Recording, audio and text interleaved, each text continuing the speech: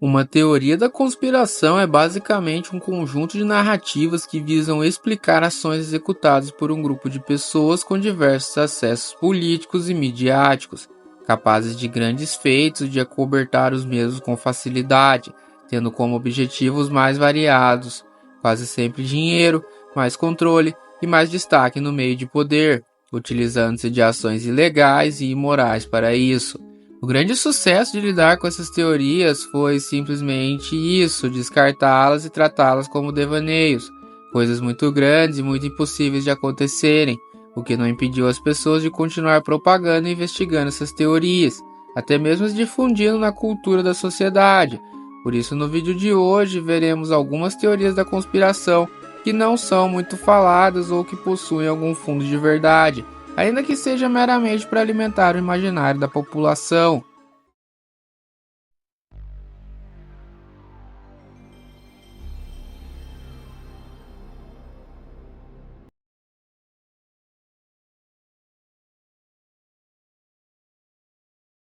Essa teoria talvez seja a mais falada, a que mais possui evidência e a que de certa forma até possui um fundo de verdade. Alô, fundo BlackRock tá aí para provar. Se tratando da ideia de que um grupo de pessoas com influência em todos os cantos do mundo, seja no financeiro, no midiático ou no do conhecimento, podem ditar as decisões que serão tomadas no planeta, como as pessoas comuns serão influenciadas e o que farão em suas vidas. Fatos que vão desde a busca por uma nova ordem mundial, a globalização com extensa exclusão do direito ao pensamento contrário, o constante ataque às liberdades individuais com justificativas esdrúxulas, passando simplesmente pela reunião de pessoas com muito poder, bilionários, governantes e famílias de pessoas influentes, que teriam a capacidade de determinar os grilhões da história. Variantes dessa teoria sinalizam também que o controle do mundo pode ser feito por cultos misteriosos, a Igreja Católica, ou até mesmo empresas singulares,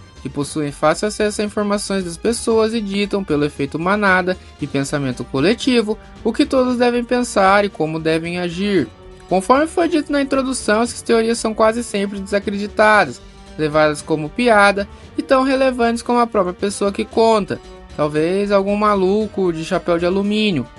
Porém, os argumentos utilizados por quem defende essa teoria podem alinhar com a crença de muitas pessoas, ao verem que o mundo caminha realmente para uma espécie de união, falsa dicotomia, junto da supressão das liberdades individuais e outros aspectos descritos em obras que tratam de grandes conspirações e de manipulação da sociedade, como o filme Matrix e principalmente o livro 1984 de George Orwell.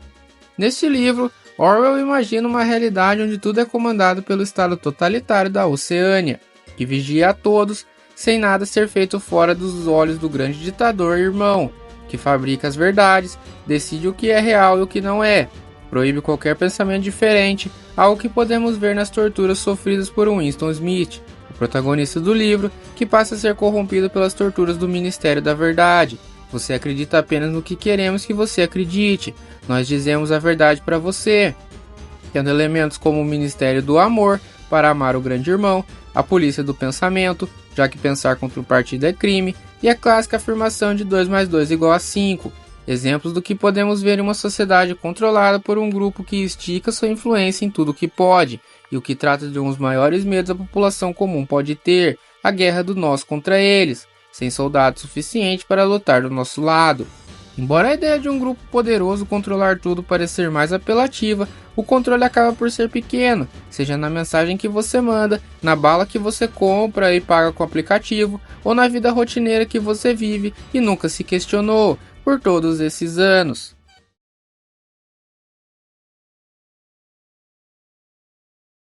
Essa é uma teoria da conspiração bem forte, principalmente nos Estados Unidos, que conta com diversos famosos por coisas aleatórias e por ser um país onde pessoas comuns conseguem aparentemente fama do mais puro nada, junto de ser o berço da maioria das teorias da conspiração. Esse assunto está bem forte atualmente por conta das descobertas sobre o rapper Diddy, que ventilam mais ou menos sobre como diversas pessoas sabem e todos são bons em esconder, mostrando que teorias assim só são absurdas antes das evidências aparecerem. Falando da teoria em si, ela aponta que muitos famosos e celebridades no geral, de políticos a atletas, artistas e todo mundo que possui alguma relevância, realiza algum pacto com entidades sobrenaturais, que lhe garantem habilidade e oportunidade para chegar ao estrelato, além dos contatos certos e do conhecimento para chegar nas pessoas, bem como a capacidade de desenvolver falas e captar a atenção de massas. A primeira grande história de pacto vem do músico Robert Johnson, que teria vendido sua alma ao diabo em troca de fama como músico de blues, com o suposto pacto tendo sido encerrado pouco tempo depois, já que o diabo teria vindo buscar para sua parte em circunstâncias extremamente misteriosas e sem versões oficiais. Segundo a lenda, Johnson e Lucifer teriam fechado um acordo para 30 músicas, onde Johnson teria um poder absoluto e fantástico de criar composições, o que lhe renderia fama e dinheiro. Próximo de ter cumprido sua parte, já que gravou 29 músicas e inexplicavelmente deixou 11 sem serem gravadas, Johnson se rebelou, o que não resolveu para outra parte, que buscou o homem e teria lançado a tal maldição, a do Clube dos 27, onde todo artista que não pagasse sua parte no acordo seria levado aos 27 anos. Ao longo do tempo, porém, essa teoria se estendeu para outros caminhos, o que se alia ao tópico anterior de que o mundo pode ser controlado por entidades e que as celebridades são devotadas ao controle para manterem o status quo, algo que pode ser visto nos seus estranhos comportamentos e na maneira como dificilmente são responsabilizados pelos seus atos.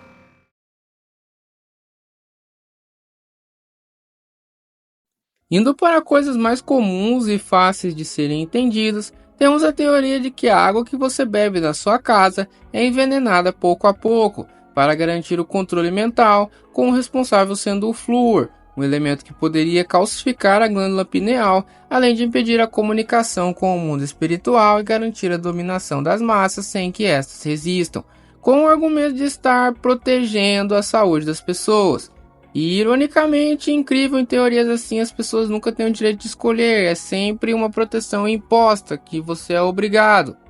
Para se livrar disso, seria necessário beber água sem flúor, fervida com manjericão santo ou destilada via fervura, adicionando carvão logo em seguida para evitar o consumo de água pura, pois essa faz mal ao corpo, além de optar por creme dental sem flúor. A teoria não detalha se esse processo possui alguma reversão, só menciona que a adição de flúor na água foi testada a partir que uma indústria de alumínio fez uma pesquisa sobre, já que era de interesse dela se livrar da água fluoretada que restava da produção do alumínio, passando desde então a integrar o programa de tratamento de água de diversos países. Uma variante dessa teoria diz apenas que o consumo da água da torneira não é bom, dado o péssimo estado de conservação que as tubulações possuem na maioria dos países, o que pode contribuir para alterar o estado da água e causar doenças diversas. Inclusive o aventureiro Bear Grylls passou a embarcar nessa se associando a uma empresa de venda de filtros para a água da Inglaterra, que possui uma qualidade ruim de acordo com os ingleses. A possibilidade de altas quantidades de uma substância comum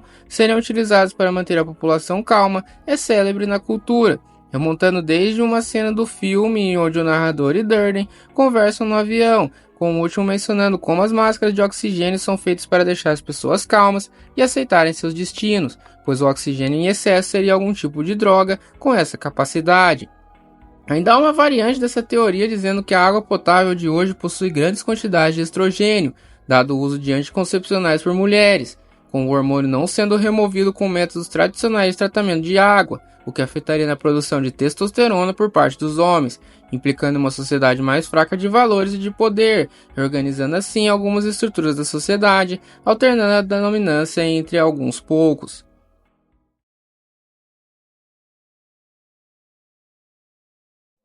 Outro clássico da teoria da conspiração, a que afirma que governos tentam incessantemente impedir que a população descubra a existência de alienígenas, que já entraram em contato com humanos muitas vezes, podendo até mesmo fazer parte dessa sociedade, tendo diferentes aparências e habilidades, como a de assumir uma forma humana e tecnologia avançada, em comparação a que temos conhecimento. A justificativa seria de que admitir a existência de criaturas desse tipo geraria pânico e histeria coletiva da população, fazendo com que governos perdessem o controle sobre o povo, além de quebrar crenças e religiões populares, instrumentos de controle e comando por parte do Estado. Basicamente seria deixar a população livre para acreditar no que quiser, e ter a certeza mais do que absoluta que governos mentem, como se isso já não fosse evidente o suficiente. A teoria se fundamenta bastante no fato de que a maioria dos fenômenos relacionados a OVNIs, que são presenciados por pessoas e muitas vezes filmados, não possuem uma explicação plausível. Luzes em alta velocidade, que conseguem superar velocidades de Mach 2, parar bruscamente e realizar manobras, bem como encontrar estruturas de cunho estranho, muito longe do que já foi feito e que é comumente conhecido, seguindo muitas vezes justificativas pífias, para colocar aquilo que muitas vezes é simplesmente injustificável. Como exemplo desses casos, temos a Operação Prato, que foi realizada pelo governo militar do Brasil nos anos 70, onde em Colares, no Pará, a população entrou em pânico e começou a relatar luzes no céu, clarões que sugavam sangue, queimavam a pele e deixavam as pessoas fracas. Por 4 meses, oficiais da aeronáutica investigaram o fenômeno, reportaram os acontecimentos, apenas para tudo cair no esquecimento e ficar sem explicação, com queimas de arquivo e a clássica falta de explicação, mesmo que tempo e recursos tenham sido utilizados para realizar filmagens e investigações. Em 1997, o Irangê Holanda, capitão da aeronáutica que comandou a operação, deu uma forte entrevista relatando tudo o que presenciou e sendo bem categórico. Viu um objeto no formato de uma bola de futebol americano sobrevoar o rio Guajará-Mirim. 2 meses depois, porém, Holanda foi encontrado morto em sua residência, o que muitos atribuem à queima de arquivo, de alguém que sabia demais, e a partir do momento que revelou isso, foi assassinado para não quebrar mais o silêncio.